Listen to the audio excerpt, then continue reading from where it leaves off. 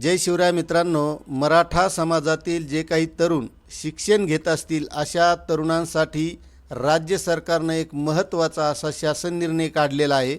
या शासन निर्णयामध्ये नेमकं मराठा समाजासाठी कोणत्या सोयी सुविधा सवलती देण्यात आलेल्या आहेत याबद्दल आपल्याला सविस्तर माहिती घ्यायची आहे। आता तुम्हाला माहीत आहे की आता मागच्या 30 तारखेला मनोज जरांगे पाटील यांनी भर उन्हामध्ये मराठा समाजातील तरुणांसाठी शैक्षणिक सुविधा, मराठा समाजातील उर्वरित राहिलेल्या समाजाला आरक्षण यासाठी भर उन्हात आंदोलन केलं आणि त्या आंदोलनाचं यश म्हणून राज्य सरकारनं हा शासन निर्णय काढलेला आहे। त्यामुळे हा शासन निर्णय प्रत्येक मराठा समाजातील व्यक्तीला समजून घेणं गरजेचं आहे। तत्पूर्वी तुम्हाला एक छोटीशी विनंती असणार आहे, तुम्ही जर आपल्या चॅनलवर नवीन असताल तर चॅनलला सबस्क्राईब करा, व्हिडिओला लाईक करा आणि जास्तीत जास्त बांधवांना शेअर करा।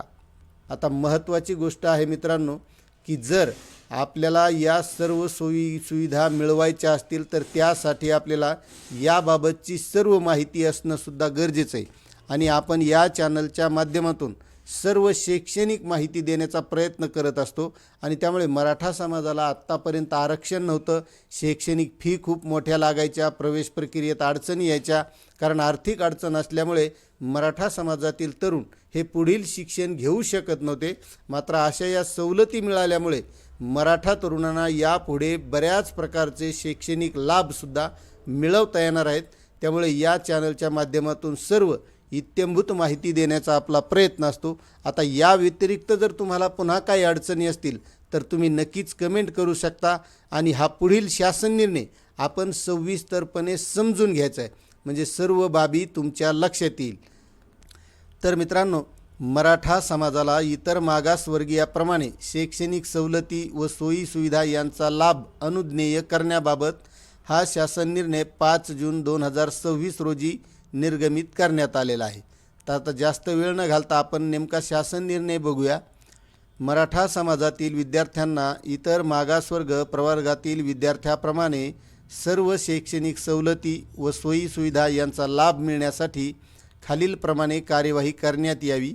यामध्ये संबंधित प्रशासकीय विभागामार्फत योजनांची अंमलबजावणी, यामध्ये मराठा समाजातील विद्यार्थ्यांसाठी इतर मागासवर्ग प्रवर्गाच्या धर्तीवरील सर्व शैक्षणिक सवलती व सोयी सुविधा देण्याची कार्यवाही व योजनांची अंमलबजावणी शालेय शिक्षण व क्रीडा विभाग, उच्च तंत्र शिक्षण विभाग, वैद्यकीय शिक्षण विभाग, कृषी व पशुसंवर्धन, दुग्ध व्यवसाय व मत्स्य व्यवसाय विभाग, कौशल्य रोजगार उद्योजकता आणि नाविन्यता विकास विभाग, नियोजन विभाग व प्रशासकीय विभागांनी खालीलप्रमाणे कार्यवाही करावी।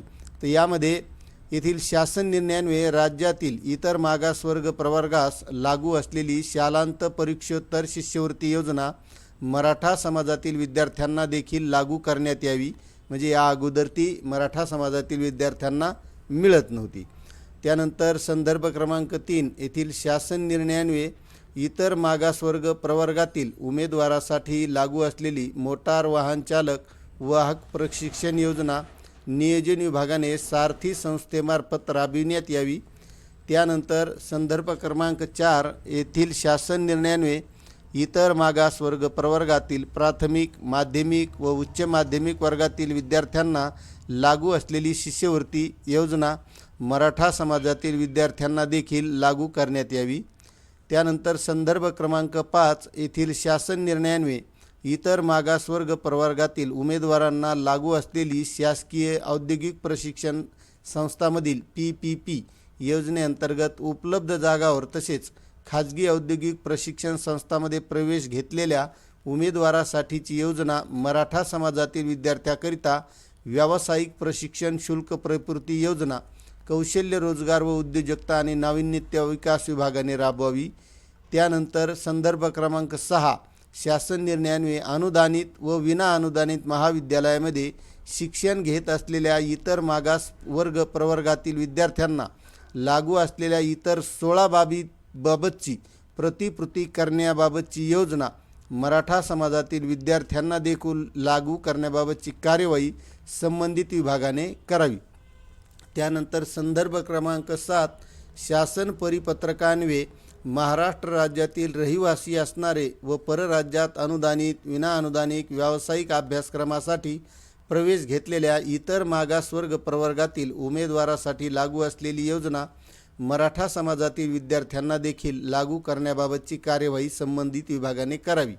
त्यानंतर संदर्भ क्रमांक 8 येथील शासन निर्णयान्वये इतर मागासवर्ग प्रवर्गातील विद्यार्थ्यांना शैक्षणिक सवलती व सोयीसुविधा मिळविण्यासाठी पात्र असलेल्या सर्व अभ्यासक्रमांसाठी मराठा समाजातील विद्यार्थी देखील या शैक्षणिक सवलती व सुविधा मिळण्यासाठी पात्र असतील।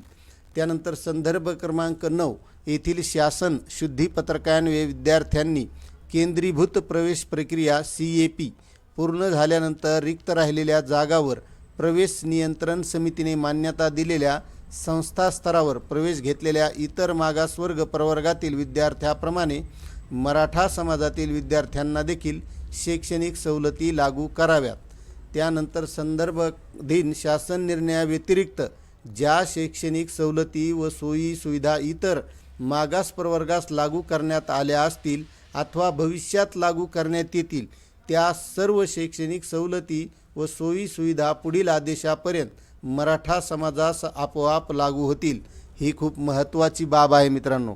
त्यानंतर सदर शासन निर्णयातील तरतुदी चालू शैक्षणिक वर्षापासून म्हणजे 2026-27 पासून लागू राहतील। अंमलबजावणी करणाऱ्या सर्व संबंधित प्रशासकीय विभागांनी मराठा समाजाच्या या योजना व सवलतीसाठी चालू वित्तीय वर्षात आणि आगामी अर्थसंकल्पीय अंदाजपत्रकात पुरेशा निधीची तरतूद करावी।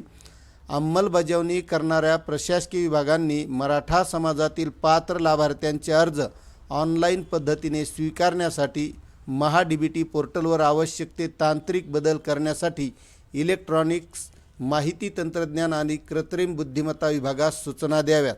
आता मित्रांनो, आत्तापर्यंत मराठा समाजातील विद्यार्थ्यांना शैक्षणिक शिष्यवृत्ती स्कॉलरशिप मिळत नव्हत्या, मात्र आता महाडीबीटीच्या पोर्टलच्या माध्यमातून या मिळण्यासाठी मार्ग मोकळा झालेला आहे।